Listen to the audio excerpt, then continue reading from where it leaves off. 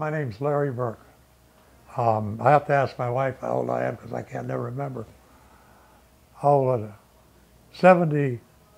Well, she didn't ask you that question. Oh, she didn't? Oh. All right, let's start over again. You know, they said I had the West Nile, is what was diagnosed.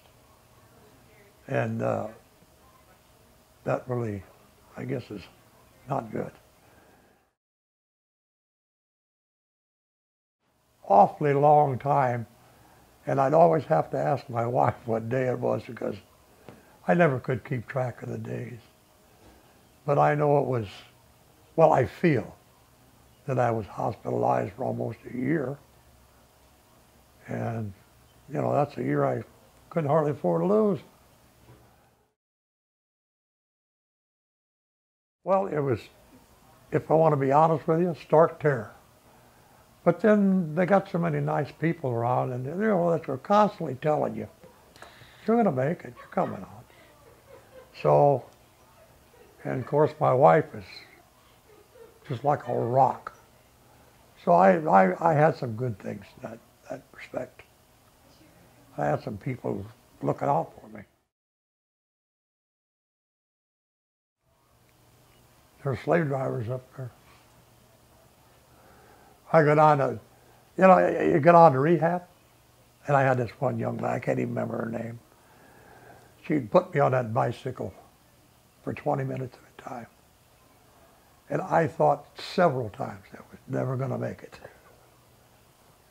But I got to a point where I do 20 minutes. Pretty easy, too. So I guess we're going to join a club and continue with that, you know, those exercises.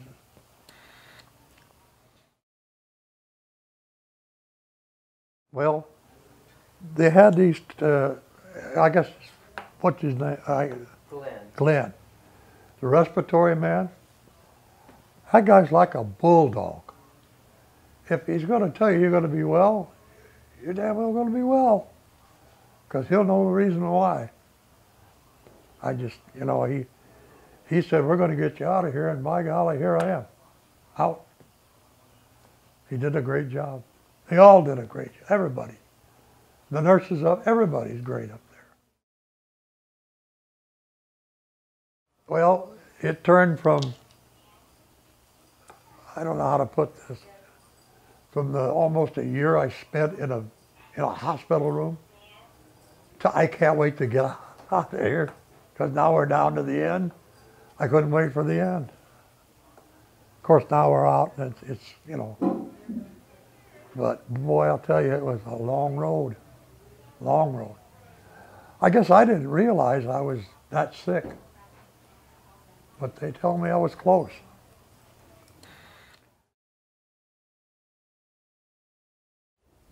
Just the thought of getting home, getting done, getting it over with, and getting well.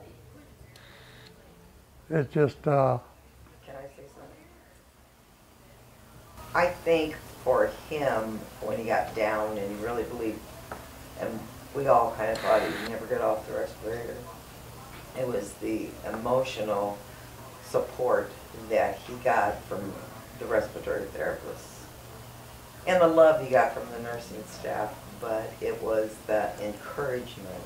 yeah, they bend over backwards for you. One gentleman that never left his work at work, that took it home, and he'd say, I thought about this all last night, and then there's the support that he got from his superior, Holly, that allowed him, because I think without Glenn and Holly and the whole staff, we were not going to see this day, because we were told prior to that it's never going to happen.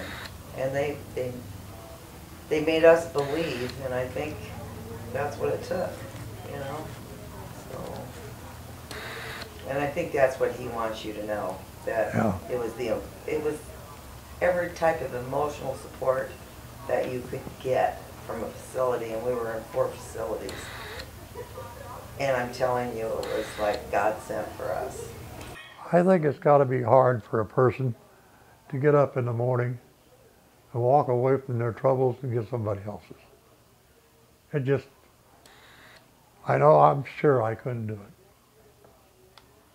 Not for long anyway. But they do, day in and day out.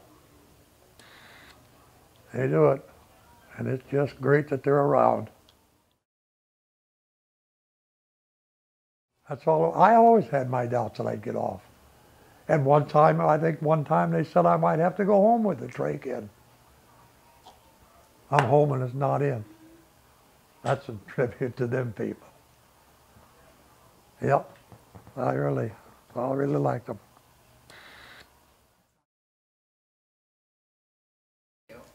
I look forward to getting out of my lawnmower and mowing and stuff like that, but I got to pick up some weight, I guess, and some muscle back. I know the wrinkles are going away. These arms, they look like they were 102 years old, but they're going away. I got some left, but they're going away. I'm coming back. As soon as she pops another 50 pounds on me, I'm ready to go. I'll be at fighting weight then.